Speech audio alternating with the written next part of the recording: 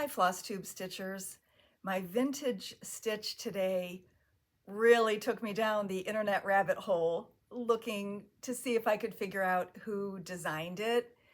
And unfortunately, I only found some bad news, which I'll get to in a minute. But I recently brought up a plastic bin that contained Patriotic pillows. Not all of them were cross-stitch, but they were, pillows that I've decorated with in the past. And I haven't had these out for a while, so I know I've never shown this to you. So I just always thought this was really pretty.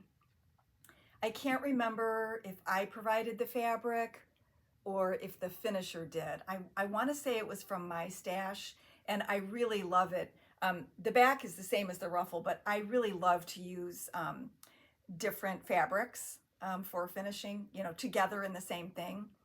Probably if I had to do this over again, I would have, but I don't think we talked about it.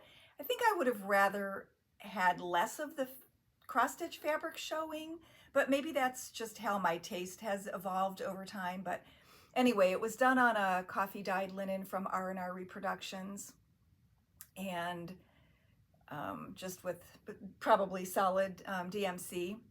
And I know it wasn't a free chart that was given to shops for advertising purposes. I don't believe it came from a magazine, because I don't make it a habit of stitching from magazines since they go out of print so quickly, and then, my shop model is not worth anything. So I don't think it was from that. So I turned to Google image search. I took a close-up picture of my finish, and I knew from previous experience that if I had taken a picture of the pillow, it would have shown me lots of eagle pillows, but not necessarily focusing on the design. Have you tried Google image search before? So there's some tricks to it.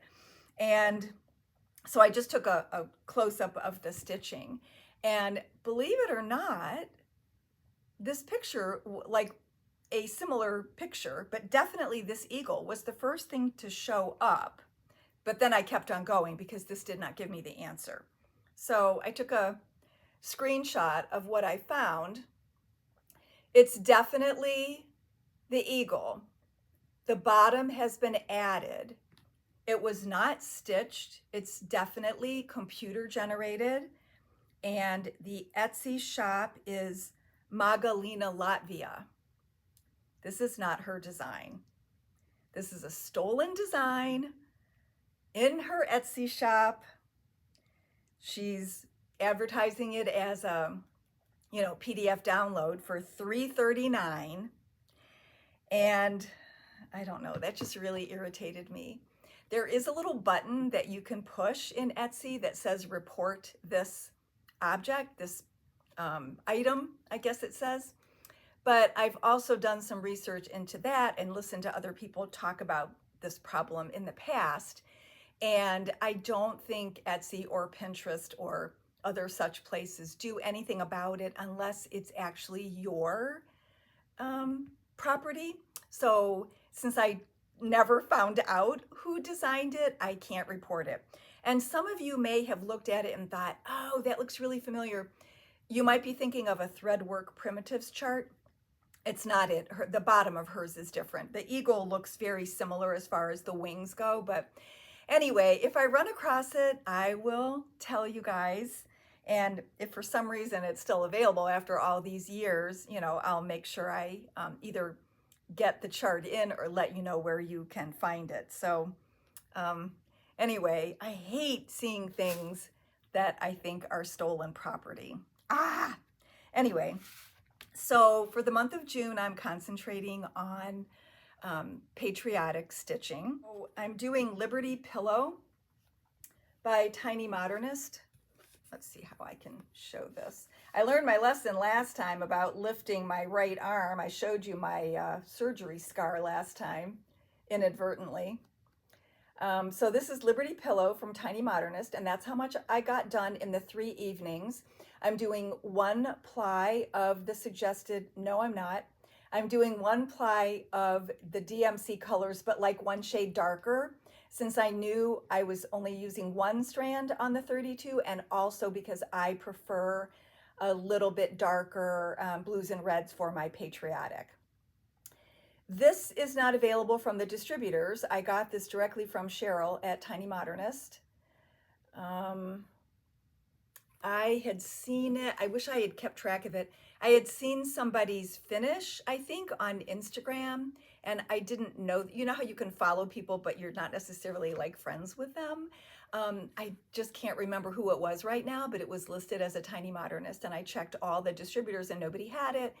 And I contacted her. This was, I think, last fall, and I sent her a picture of it and said, is this still available, or was it in a magazine? I don't know. It could have been in a British magazine or something. And she said no, she still had it. So I got copies in there, $8. And anyway, I just thought it was the sweetest thing. I don't normally like stitching people, but look, they have no faces, so I'm good with that. I don't have to worry about a face. So I was, feeling pretty good about that. But then, of course, I moved on to other things.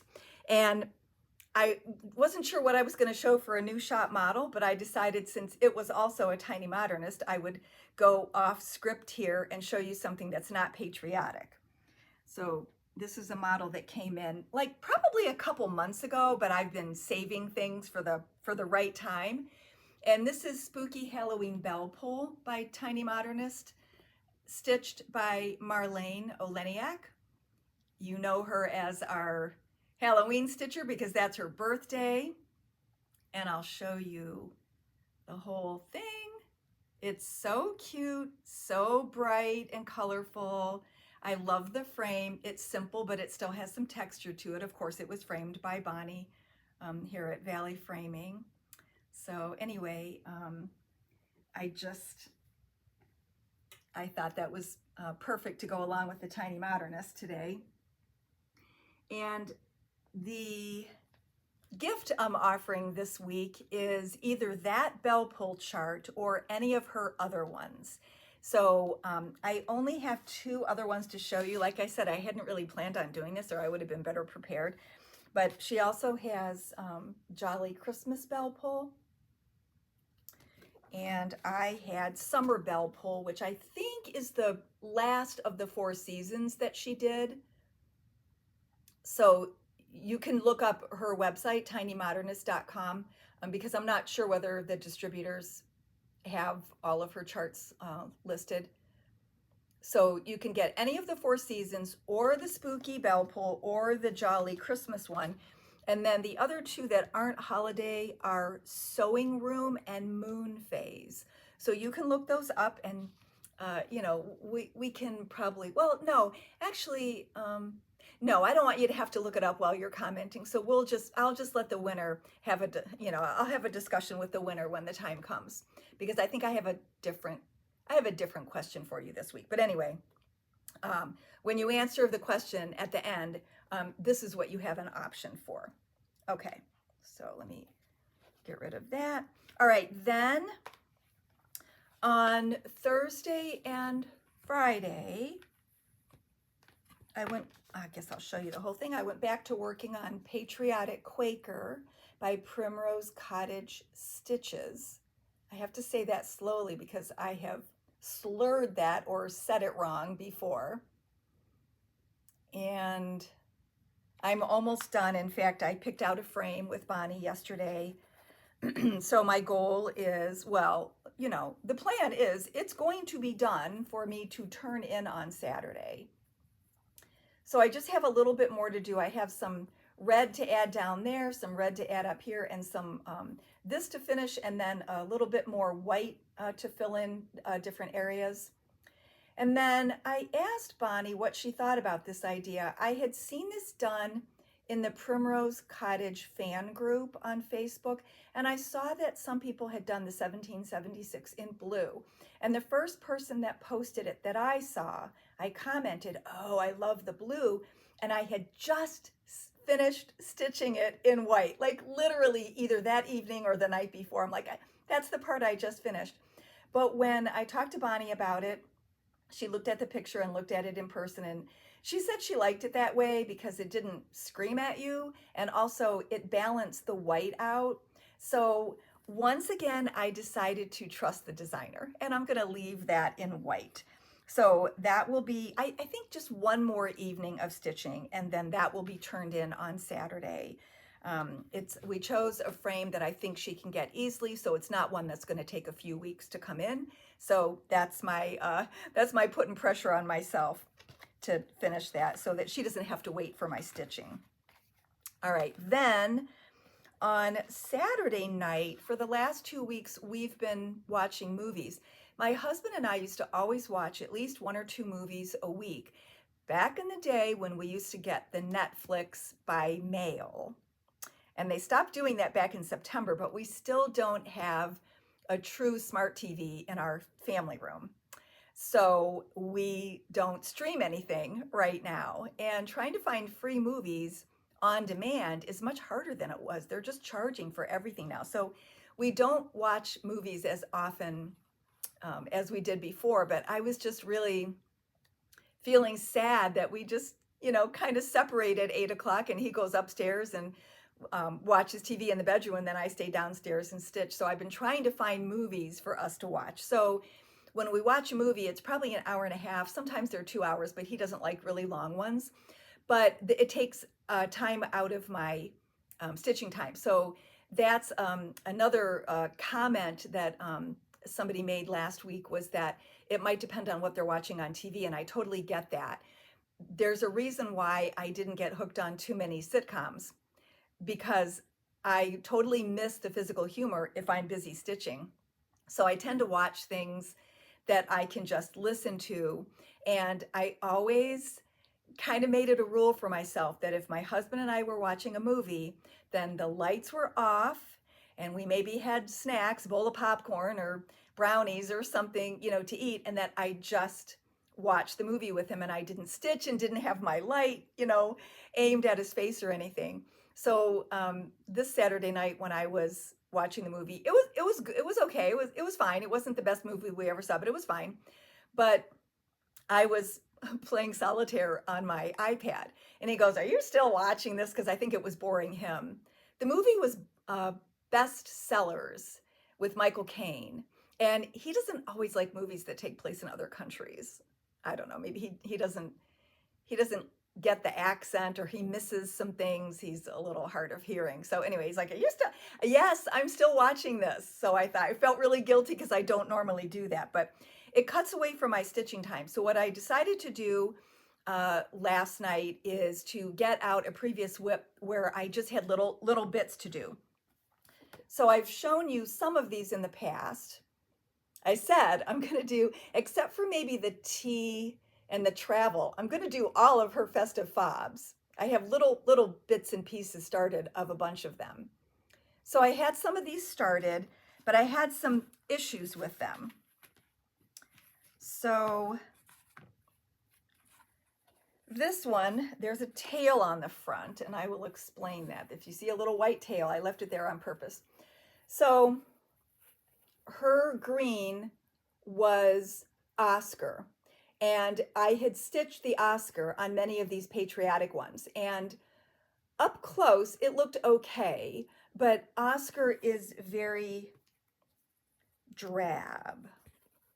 Now, of course, there's different dye lots of Oscar. This does not look as drab as what I had at home that I was using. Plus, I'm only using one strand. Most of these are 36, a few are 40 maybe over the course of the whole series, but most of them are 36. And when you're only using one strand, it looks a little different. So from a distance, the green looked the same as the brown. And I didn't like that. So I it wasn't that big of an area, but I frogged all of the green and replaced it with, I didn't bring that because obviously, no, I have it. I'll just show you the full skein so you can kind of see the contrast between the two. That's what I meant to do. I meant to get this out and show you next to each other.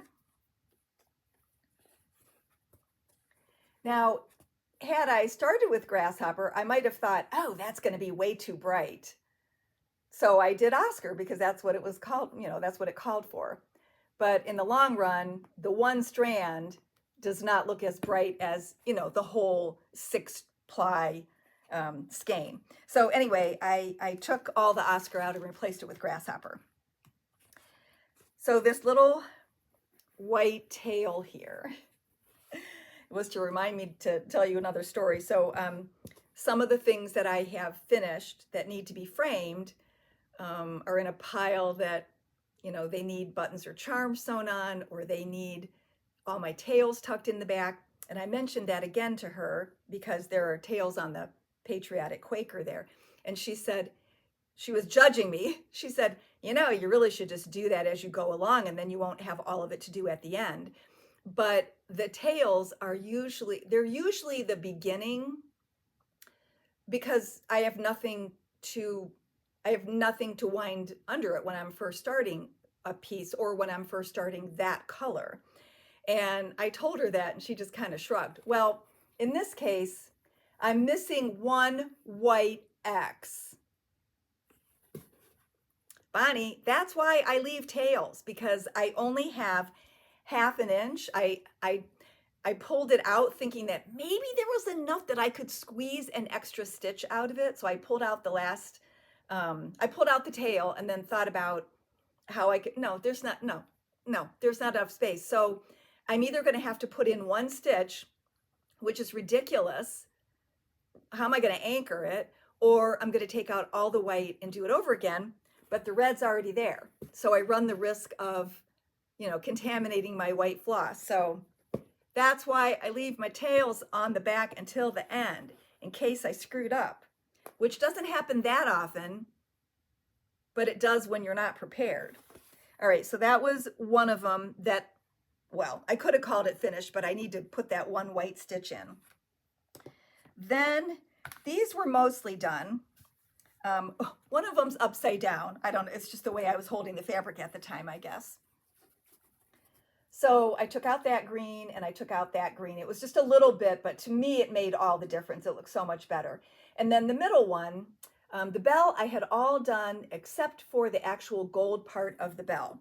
And in this series, the designer called for lichen for the gold. Let's see, how am I gonna? And I just don't like that color. I can't remember if I might have stitched it on some of the Harvest fobs, and then I didn't like it. And so when I got to this one, I decided I wasn't gonna mess with it. I didn't take it out, but I might when I go back and look at it again. So this is a fresh skein from the wall. So anyway, I stitched the gold in Whiskey, which is my go-to gold, and I was really happy about that. So those three are finished. We can call those finishes. No tails on the back. It's all done. Then I had this eagle, and all I had to do was the Whiskey for the beak and the feet and add the green. I hadn't stitched any of that yet, just the actual white and brown of the eagle body. And then I have room that I can do a couple more of them. I think there's 9 in each of those festive fob charts. So I think I have 2 more that I have to do beyond what I have here. But then again, this one, I may just ditch it. You know what? I'll show you the picture again first. So this one, I had stitched like half of this white area, which I believe is light khaki, but her skein was much more subtle than mine. And I really don't like this at all. So I stopped stitching it, you know, a while ago when I was first working on these. It's just too much. Even though the center is blank and there's going to be some red and blue on, I don't know. I just don't. I like hers better, okay? So I think that for the other ones that called for light khaki, I just used grits, although grits was another color on the list, but I think I just used grits for that. All right, then the other one I had the flag done, but I hadn't done the border yet. So of course I did that in grasshopper. And then down in that corner is 1776 over 1. And I've done some over 1, but that's such a small area that I don't know how I'm going to wind the tails under. I think when I've done it before, I've used a very tiny needle, like a 28 or a beading needle, you know, to slide under the stitches, because over 1, you know, it's really tight on the back. So I'm a little scared to do that, but it's missing something, so I need to put the year there. So then there's just 2 more I need to do. There's this one up here that has the 4 stars, which of course I didn't want to do in lichen. So I skipped that one. And then the little strawberry, I haven't stitched that one yet. So anyway, that's that. I enjoyed getting some more done on my festive fobs. I told her one time, I love all of your festive fobs, but I just don't know which one to start. I hadn't started any of them yet. And she's like, just pick one. It's kind of rude to tell a designer that you like all her stuff, but you haven't stitched it yet, isn't it? I just couldn't even believe I had said that to her. Anyway, okay, so that was my stitching. Okay, I did miss a comment that I had typed out from last week's video. I don't know how, but I just skipped right over it. So there's the idea of a weekday versus a weekend project. And Annie B says that you would see progress on both if you kept the project you were enjoying working on during the week, and then on the weekend pick out the one that you're having problems with. Maybe it's something with specialty stitches, maybe it's larger, maybe there's more colors, maybe it's on a fabric that's harder to see. But she just, you know, suggested that that works for her to have a weekday and a weekend. And then Lori T mentioned that she does a smaller project on the weekend just to get a break from the bigger ones that she works on during. So she, you know, a similar idea, but a little bit different. But I was going to keep a tally of all the comments from last week's video. And I'm telling you, every single person that commented had something different to add to the discussion. So I can't read you all of them. It would take too long. So please go back if you haven't already and read everybody's comments. Something will ring true with you. Something might help you. Something will make you giggle. So there were as many ideas as there were people that commented. So I thought that was really fun. I said I was going to have part 2 on talking about multiple projects, but I went through all the good quotes last time. That was the only thing I missed. And then I was unable to condense all those responses from last week. So what I'm going to do instead is ask you if you've ever used any of these specific forms of keeping track of your whips, because I wasn't interested when I first started hearing about them, but now I am, and I don't know who started all of them, and I'd like to give them credit. So here's what I came up with. There's something called Bringo. I think it started in January, and you were supposed to do, you know how a bingo card is? So it was 25 prompts, and whoever the leader is would call out the number, I guess, because that's what I don't know. Is the Bringo something that the person who started it came up with, or are you supposed to fill in your own bingo card and then they just call a number? And who is it? So I did eventually find out that the people who started that were Carolyn Zook, Zook, and Robin Hall, Robin with a Y. But I couldn't find anything on Robin. She has an Instagram page, but she hasn't posted anything yet. So probably everything would be under Carolyn's name. And she does have an Instagram page, and I requested to follow her.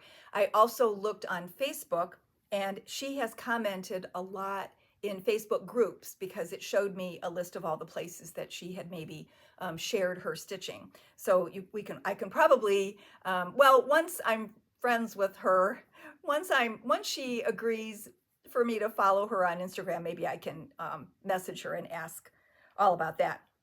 while I was on Instagram, I found something called embroidery bingo. And I think even if they were specific things, we could adapt them to cross stitch. It was a reel. And I think a reel is different from a story. I think a reel stays, but a story disappears in 24 hours.